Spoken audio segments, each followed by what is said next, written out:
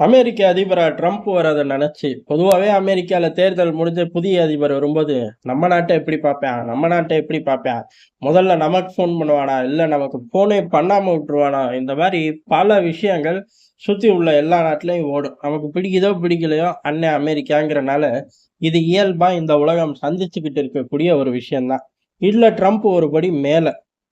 ஏன் அப்படின்னா, அவரு ஃபோன் போட்டாலும் பஞ்சாயத்து. ஃபோன் போட்டு, "டேய் உன்னைய எனக்கு பிடிக்கலடா." அப்படின்னு சொல்லக்கூடிய ஆள். இது எப்படிலாமான்னு சொல்லுவாருன்னா, முன்னொரு காலத்துல சொல்லியிருக்காரு. இல்ல பழையசெல்லாம் வேணாம். இப்ப அவரு திருந்திட்டாரு அப்படின்னு சொன்னாலும், சமீபத்துல கனடாவோட பிரதமர கூப்பிட்டு, "நீ வேணா கவர்னர் ஆயிக்கயேன். உனக்கு போஸ்டிங் தரேன்." அப்படின்னு சொன்னவரு தான் நம்ம ஆளு. அதனால எல்லாத்துக்கும் நிச்சயம் விதிகள் உடைக்கப்படும். அப்படி இருக்கும்போது, நான் இந்த திசையில வலுவா அடிப்பேன் அவரு அப்படின்னு சொல்றது என்ன? அப்ப பொதுவாவே மனுஷன் அடிச்சு தான் ஆடுவாரு. இந்த திசையில வலுவா அடிப்பேன் அப்படின்னு சொல்றது எங்க அப்படின்னா, இந்த டாலர சேலஞ்ச் பண்ற ஆட்கள்.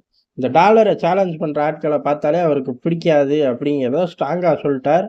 அதோட எதிர் நடவடிக்கை அப்படிங்கிறது பலமா இருக்கும் அப்படின்னு சொல்ட்டார். அப்ப எல்லா பயலுகளும் நடுங்கிறத காட்டிலும் கூடுதலா நடுங்க வேண்டியது யாரு அப்படின்னா, பிரிக்ஸ்ல உள்ள ஆட்கள் தான்.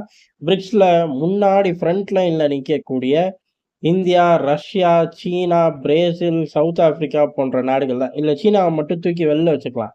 சீனா பிரிக்ஸ்ல இருந்தாலும் சரி, இல்லாட்டியும் சரி, சீனாவுக்கு அடி உறுதி. சீனா நிலவுல போய் சீனான்னு உருவாக்கி, "நான் பூமியில இல்லப்பா, நான் நிலவுலயே இருக்கேன். என்னைய விட்டுருங்களேன்" அப்படின்னு சொன்னாலும், "அது எப்புட்றா நீ போச்சு" அப்படின்னு சொல்லி அடிப்பாய்ங்க. அந்த அளவுல ஒரு வெறி பிடிச்சு இருக்கிறனால, சீனா எங்க இருந்தாலும் அடி விழுகும். அந்த பயல தூக்கி வெளில வச்சுக்கலாம். இந்த நாடுகள். சீனாவ கழட்டி விட்டு ஆப்பிரிக்கா, பிரேசில், இந்தியா, ரஷ்யா தான் அங்க பரம விரோதி. ரஷ்யாவ மையமா வச்சு தான் அவர்கள் எல்லா திட்டமும் போடுவார்கள். அதனால ரஷ்யாவையும் தள்ளியே வச்சுக்கலாம். அப்படி பார்க்கும்போது, இந்தியா, பிரேசில் போன்ற நாடுகள், சவுத் ஆப்பிரிக்கா நடுங்கணும். இத தாண்டி 1 டசன் நாடு நடுங்கணும். ஏன் அப்டின்னா, அவரு டாப் டூ பாட்டம் எல்லாத்துலயும் கை வைக்கிறார். அப்படி இருக்கும்போது, எல்லா பயலும் அமைதியா இருக்காய்ங்க. ட்ரம்ப் வர்றதுக்குள்ள ஏதாச்சும் பண்ணி சமத்து பிள்ளையா மாறிறணும் அப்படின்னு. அதுக்குன்னு அவங்கவங்க நாட்டுல அமெரிக்க கொடிய ஏத்தியா வைக்க முடியும்? இல்ல இவங்க நாட்டு கொடியில ட்ரம்ப்போட மூஞ்சியவா கொண்டு வந்து வைக்க முடியும்? அமைதியா இருப்போம். வரும்போது பார்த்துக்கலாம் அப்படின்னு சொல்லி, மீதி சில நாடுகளும் அமைதியா இருந்து, அவர் ரூட் வெட்ட வெட்ட நம்ம தப்பிச்சு போய்க்குவோம் அப்படின்னு சொல்லி உட்கார்ந்திருக்க கூட்டமும் இருக்கு. இது 2க்கும் நடுவுல, டேய் நாங்க இவ்வளவு நாள் என்ன ஸ்டைல்ல பயணிச்சோமோ, அதே ஸ்டைல்ல தான் பயணிப்போம். நீ வந்து அதுக்கு தகுந்தாப்புல மாறிக்க அப்படின்னு சொன்ன ஒரே நாடு எது அப்படின்னா இந்தியா மட்டும் தான். காரணம் என்ன அப்படின்னா, இந்தியாவோட ரஷ்ய பயணம், அத தொடர்ந்து இந்தியா போட்ட பச்சை சாடர். இது 2ம் இந்த செய்திய தான் அமெரிக்காவுக்கும், ஒட்டுமொத்த உலகத்துக்கும் சொல்லுது. இவ்வளவு நாள் இந்தியா எப்படி பயணிச்சுச்சு? இந்தியா நலன் சார்ந்து பயணிச்சுச்சு. அதுல சாதகம், பாதகங்கள் அமெரிக்காவுக்கு இருந்தா, அது உன் பிரச்சனை. உன்ன பொறுத்தவரை நான் நல்ல பையன் தானே! உனக்கு எதிரா ஏதாச்சும் செய்றேனா? உன் நாட்டுல குட்டி கலாட்டா செய்றேனா? உன் நாட்டுல குட்டி கலாட்டா செய்யறவன எவனையாச்சும் என் நாட்டுல உள்ள விடுறேனா? அதே மாரி உனக்கும் எதிரி, எனக்கும் எதிரி யாரு? சீனா தான். டேய் எனக்கு எதிரி ரஷ்யா. அது உனக்கு மட்டும் தான் எதிரி, எனக்கு எதிரி கிடையாது. இப்ப தெளிவாயிருச்சா? இப்ப நம்ம போலாமா? அப்படின்னு சொல்லி தான் இவ்வளவு நாள் பயணிச்சோம். இதே பயணம் தான். இதுல மாற்றம்லாம் கிடையாது பார்த்துக்க. அப்படின்னு சொல்லி சமகாலங்கள்ல ஸ்ட்ராங்கா சொல்றது பெரிய விஷயம். பைடன் நிர்வாகத்துல இத அடம் பிடிச்சு செஞ்சது பெரும் விஷயம். அதே சமயம் ட்ரம்போட நிர்வாகத்துக்கு கீழ அதே அடம் பிடிச்சு செய்ய போறோம் அப்படிங்கிற சிக்னல குடுத்துட்டோம். செஞ்சும் சாதிச்சுருவோம் அப்படின்னு சொல்லலாம். காரணம் என்னன்னா, சூழ்நிலை ஒத்து வரும். ட்ரம்ப் என்னதான் எல்லாத்தையும் கவுத்து கிளச்சு போடணும் அப்படின்னு விரும்பினாலும், 1, 2 அவரு கிளைக்காம இருந்தா தான் அவருக்கு நல்லது. அந்த பட்டியலுக்குள்ள இந்தியா போய் உட்கார்ந்துக்கும். உதாரணமா சீனாவ எவ்வளவு ஸ்ட்ராங்கா அவர் அடிக்கிறாரோ, அந்த அளவு ஸ்ட்ராங்கா ஒரு பேக்கப்ப ரெடி பண்ணணும். சீனா சார்ந்து அந்த விஷயங்கள டைவர்ட் பண்ணி விடுறதுக்கு. அதுக்கு ஒரு பெரும் நாடு வேணும். அது இந்தியா.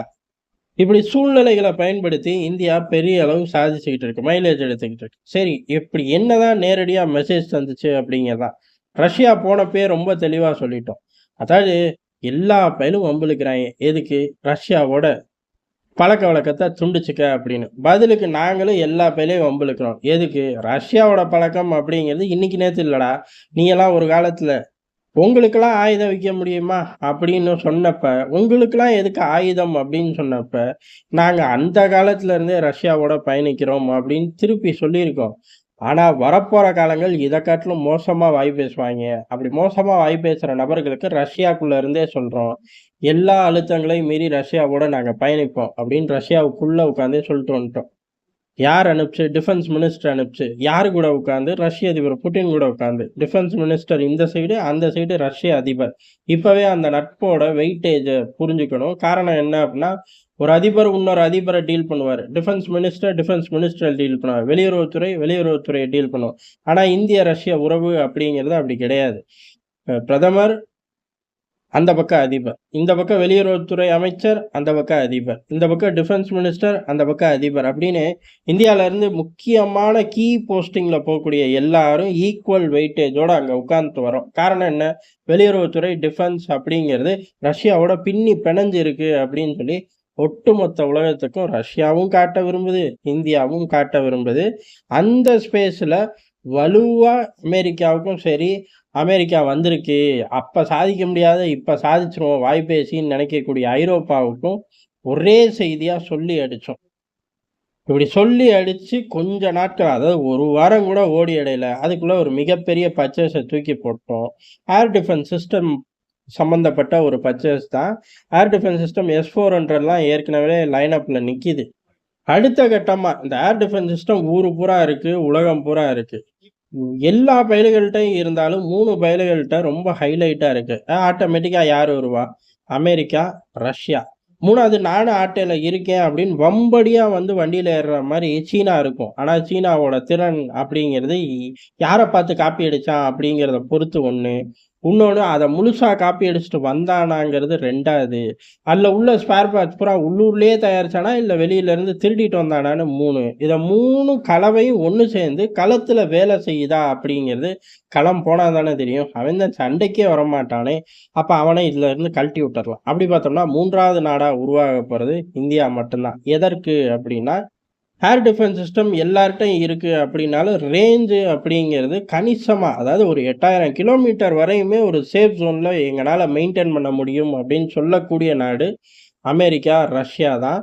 அந்த இடத்துல ஏர் டிஃபென்ஸ் சிஸ்டத்த அந்த அளவுக்கு வலுவா படுத்துறக்கு ஏர் டிஃபென்ஸ் சிஸ்டத்த இப்ப ரஷ்யால இருந்து வாங்குறோம். இது 8000 கிலோமீட்டர கண்காணிக்க உதவும். 8000 கிலோமீட்டர்ல இருக்கக்கூடிய ஆப்ஜெக்ட், 8000 கிலோமீட்டருக்குள்ள டிராவல் ஆகக்கூடிய எந்த ஆப்ஜெக்ட்னாலும் சரி, எப்பேர்ப்பட்ட மிசைல், ட்ரோன் எதுனாலும் சரி, நம்மனால அத பார்க்க முடியும், கண்காணிக்க முடியும், நியூட்ரலைஸ் பண்ண முடியும். இது ஏற்கனவே ரஷ்யா, அமெரிக்கா போன்ற நாடுகள்ட்ட இருக்கு. இப்ப இந்தியா வசம் வருது. இந்தியா வசம் வரது ஒரு பெரிய விஷயம் அப்டின்னா, இந்தியாவுக்கு இப்பலாம் வாங்குறது பெரிய விஷயமே இல்ல. அதோட டெக்னாலஜிய உருவுறது, அதே மாரி அத இந்தியாவுக்குள்ள தயாரிக்கிறது. இத நோக்கி போகக்கூடிய காலகட்டத்தில இத செய்றோம். அப்ப ஆட்டோமேட்டிக்கா என்ன வரும்? ஏர் டிஃபென்ஸோட 50% ஷேர் இந்தியாக்குள்ள வரும். புரொடக்ஷன் ரீதியா வரும். ஸ்பேர் பார்ட்ஸ் ரீதியா வரும். அதுக்கப்புறம் பைய டெக்னாலஜி சார்ந்து மாறும். இன்னைக்கு நிலைமைக்கு ஏர் டிஃபென்ஸ் சிஸ்டம் அப்படிங்கிறதும், அதோட அப்டேஷன் அப்படிங்கிறது பெரிய விஷயம். காரணம் ஆளில்லா விமானம் கணிசமான மைலேஜ எடுத்துருச்சு.